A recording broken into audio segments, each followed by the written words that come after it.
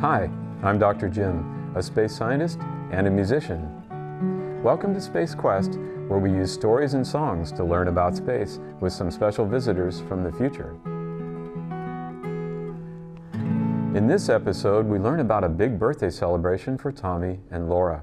Also, we learn how they helped to set up a new space station near the Earth that's large enough to hold an entire city. But how will people celebrate their birthdays in the future, especially when they live in space?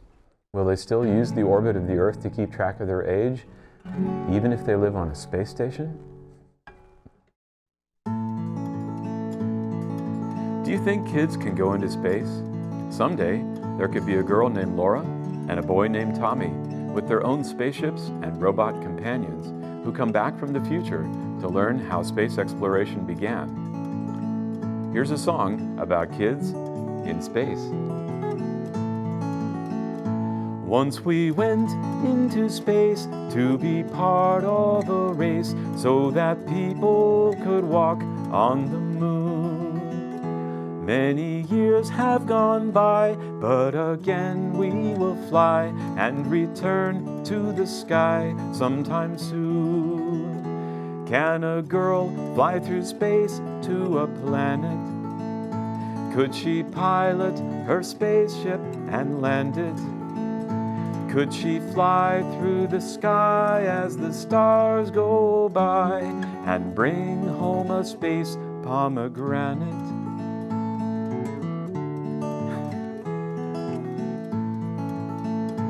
Many robots have flown to the greatest unknown and explored all the worlds of our sun. They have learned many things and gone through Saturn's rings, but there's so much that they haven't done. Can a boy fly through space in a rocket? Could he learn how to steer and to dock it? Could he fly through the sky as the stars go by and hold meteors in his pocket? You could learn to fly as the stars go by and reach for the endless sky. When the sun starts to sigh, many atoms will fly to be caught by the earth and remain. Glowing curtains of light will extend out of sight, painting colors that fall like the rain. Can the kids of the earth catch auroras? Could they have names like Tommy or Laura? Could they fly through the sky as the stars go by and hold northern lights in fedoras? You could learn to fly as the stars go by and reach for the endless sky. There's a world that's nearby with a red-colored sky and some others with ice all around. Some are big balls of gas where you'll never see grass since they don't really have any ground. Can the kids of the earth reach the heavens? Could they answer the biggest of questions? Could they fly through the sky as the stars go by and reach for new worlds as they beckon? Could they fly through the sky as the stars go by and reach for new worlds as they beckon?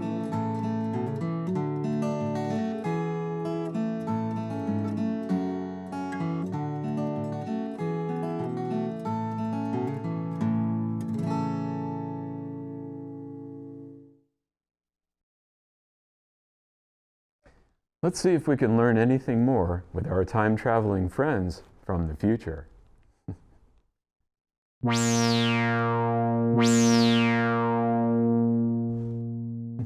Good to see you again, Piper and Vista. How are things going in the future? Are Tommy and Laura still on their way to another star? It is always a pleasure to be here, Dr. Jim. Yes, Tommy and Laura are still traveling on a long journey in their time ship to visit another star in the future. This allows Vista and me the opportunity to come and visit with you. Greetings, Dr. Jim. The journey to the alien star system is going well in the future, and Laura continues to navigate the time ship across the galaxy. She and Tommy are continuing on their long mission to search for the alien life at another star. If it's a long trip, what are Tommy and Laura doing to pass the time? Do they have a plan for what to do when they arrive at the alien star? They were just discussing their past experiences growing up in the solar system. They have many happy memories from the time they spent in school and the competitions that they were in together. Oh yes, you told me about the robotics competition and the race to all the planets, which were hosted by the Mars Museum. That must have been an exciting time. Yes, those competitions were very enjoyable for Tommy and Laura. They met each other during the robotics programming competition on Earth. Later, they both completed their race in the space to the planets by arriving back on Earth at the same time. So the race in space ended in a tie between Tommy and Laura. Yes, it did, Conductor Arthur. As I recall, they each had to fly to all of the planets in a different order, and the finish line was back on Earth. It must have been quite a moment when they arrived in their spaceships at the same time. Incoming time text from Tommy. Yes, it was, Dr. Jim. Right after Dr. Hans von Bodenheimer waved the flag as we made it to the finish line at the same time, he invited us to work together on a new spaceship designed to reach another star. Tommy, over. Thank you, Tommy. That must have been when you got started working together with Laura on the time ship project. Incoming time text from Laura. After the race, Tommy and I began to design the new spaceship with the new technologies we had invented for the race in space. Laura, over. The people of Earth must have been quite excited by the race to the planets and the new project. Was there a lot of reaction in the media? Yes, there was.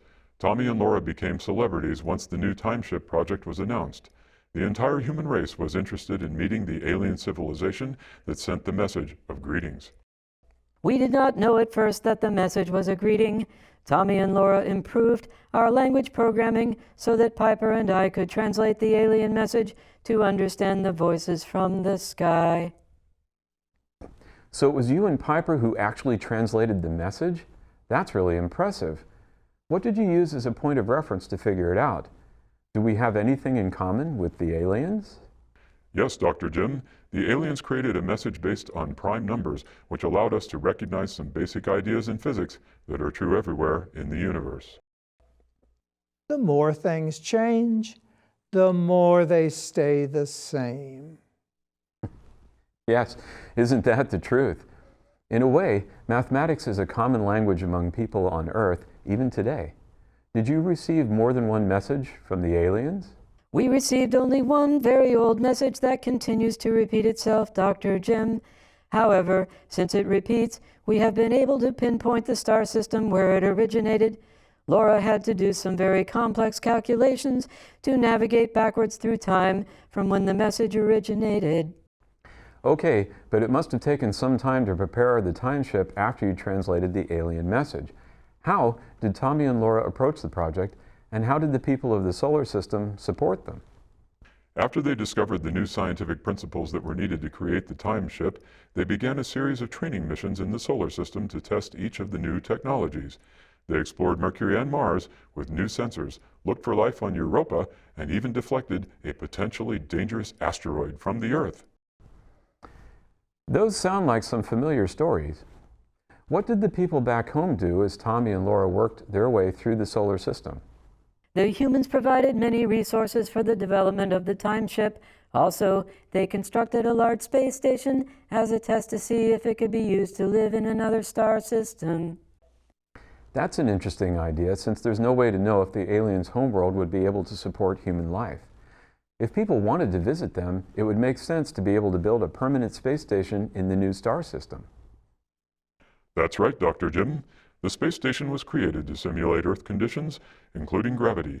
People have learned that it's important for humans to live in the same amount of gravity as on Earth for health reasons. Piper is correct about the importance of gravity for human health.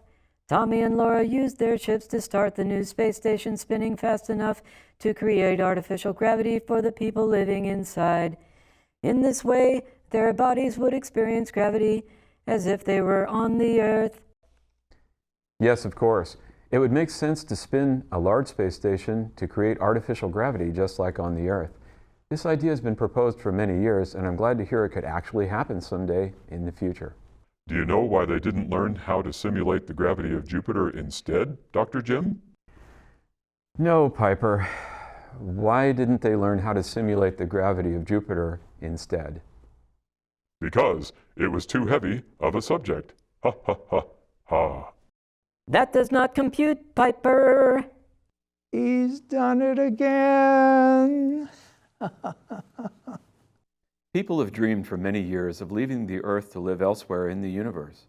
Once they heard the message from an alien star system, they knew where they wanted to go, but first they would need to practice by building a large space station right here in the solar system.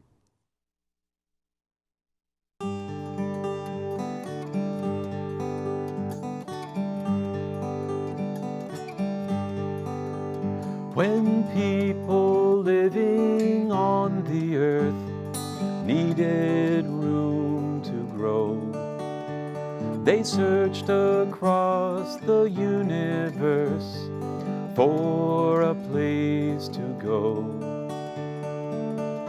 They looked for places to live in space. They built a colony out in space to be a place to live and play. They spun it gradually, making gravity just like a space ballet.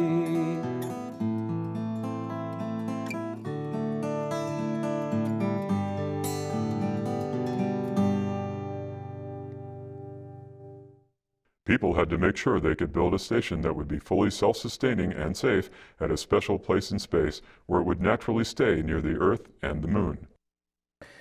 Piper's talking about some interesting places in space where the gravity balances out between the Earth and the Moon, or the Sun and a planet. These special places are called Lagrange Points, named after a famous mathematician from long ago.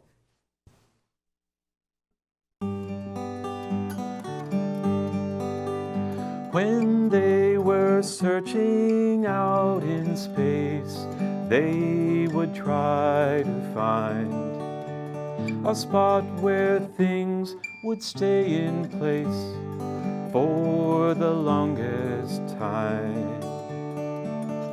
They found a place they could live in space. They built a colony out in space to be a place to live and play. They spun it gradually, making gravity just like a space ballet.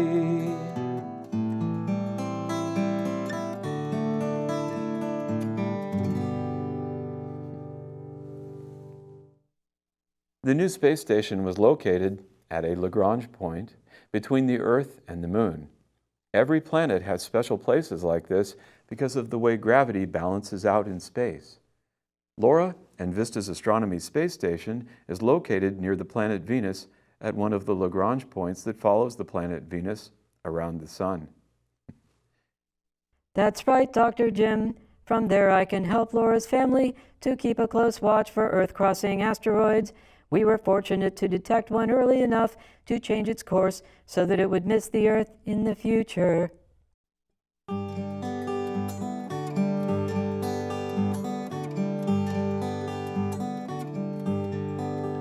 So after finding a place to live, many ships were flown. They made a habitat that they filled, making it a home.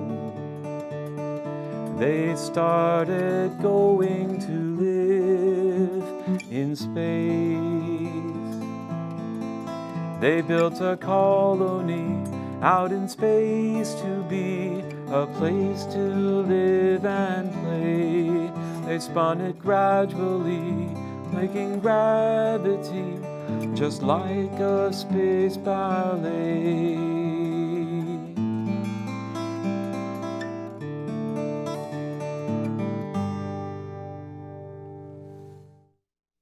Once the new space station was finished, they had to make it spin to create artificial gravity. Tommy and Laura docked their spaceships on opposite sides of the space station, and then they ran their engines to make it spin around.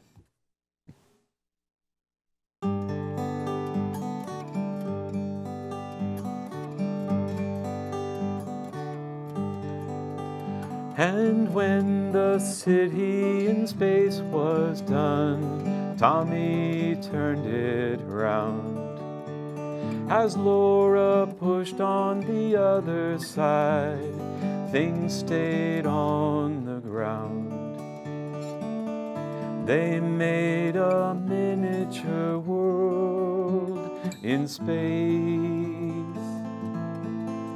They built a colony out in space to be a place to live and play. They spun it gradually, making gravity just like a space ballet.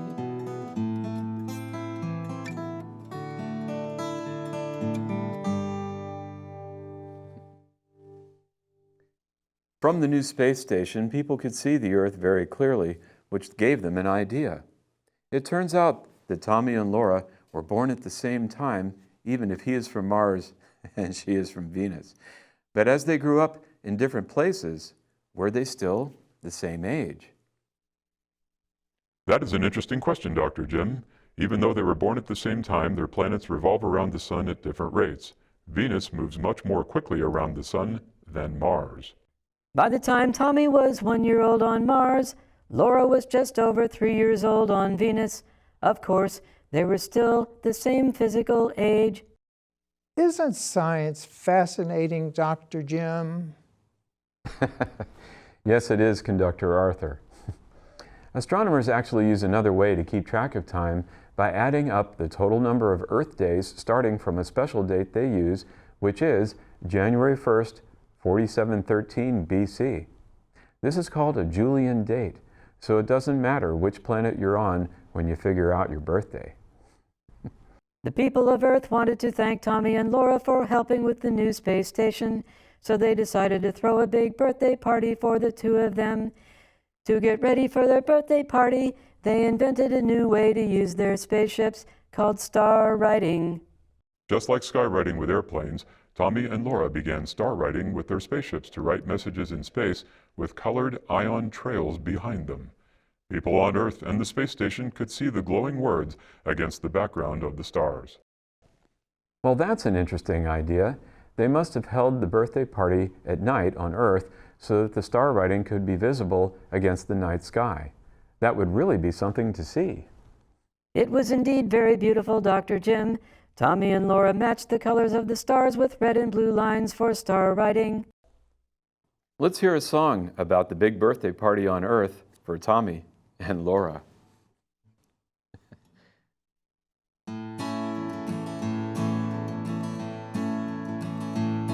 When Laura had her birthday, Tommy had his birthday too.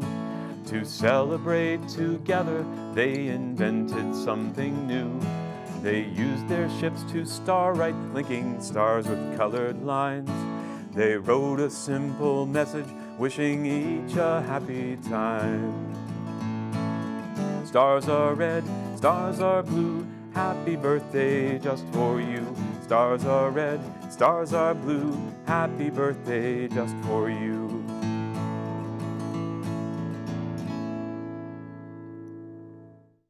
Red is the color of Mars, and it's my favorite color. Yes, it certainly looks that way. Let's hear more about Tommy and Piper on Mars.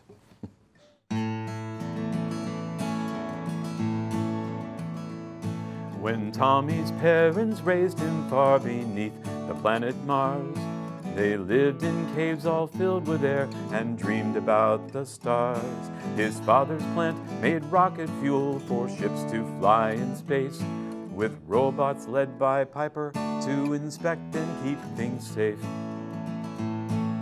Stars are red, stars are blue, happy birthday just for you. Stars are red, stars are blue, happy birthday just for you. They would work together, riding spaceships in the sky, to help explore the universe and see the stars go by.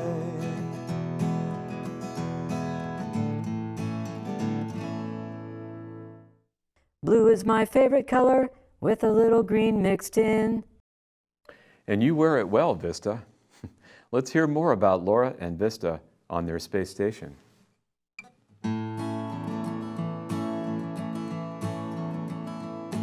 When Laura's parents raised her on a station in the sky, she learned to find the asteroids that might come zipping by.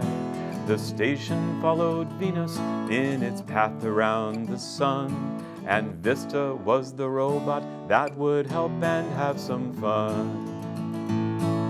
Stars are red, stars are blue, happy birthday just for you. Stars are red, stars are blue, happy birthday just for you.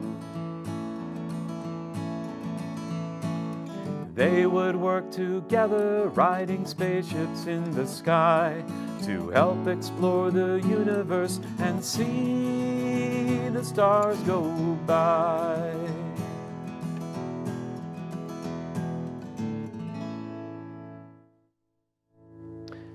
Finally, it's time for both of the families to journey to the Earth for the big birthday celebration.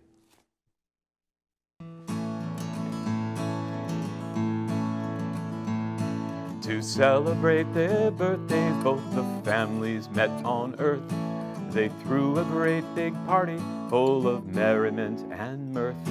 The kids wrote happy birthday with their ships up high in space. The colors were reflected onto every smiling face. Stars are red, stars are blue, happy birthday just for you. Stars are red, stars are blue, happy birthday just for you. Stars are red, stars are blue, happy birthday just for you. Stars are red, stars are blue, happy birthday just for you.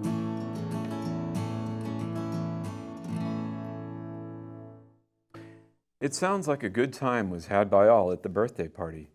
Even though neither one of them was actually from Earth, did Tommy and Laura count their ages in Earth years anyway? Yes, they did, Dr. Jim, but only so they could return to celebrate their birthdays at the same Earth time every year. The people of Earth and the space station looked forward to the star-writing demonstrations they gave at the parties. It was a very fun and entertaining time. I'd sing the birthday song for Laura every Earth year since she programmed me with many songs. It turns out that music is a very powerful way to communicate, and it even helped us to translate the aliens' message. How interesting that you could use music theory in that way. I wonder if the mathematics of music could be a universal language for all forms of life that might be on other planets in the universe. Perhaps that's why they call it the music of the spheres. Yes, indeed. We've been talking about how and why Tommy and Laura helped to set up a large space station near the Earth as practice for building a new colony around another star. Once it was finished, they had to give it a good spin to create artificial gravity on the inside so people could feel like they were on Earth. Incoming time text from Tommy. Building the space station near the Earth was the first step to learn how to colonize other star systems. Someday, if all goes well, people could build another one in the alien star system. Tommy over. Incoming time text from Laura. We will have to try star writing for the new civilization once we reach them.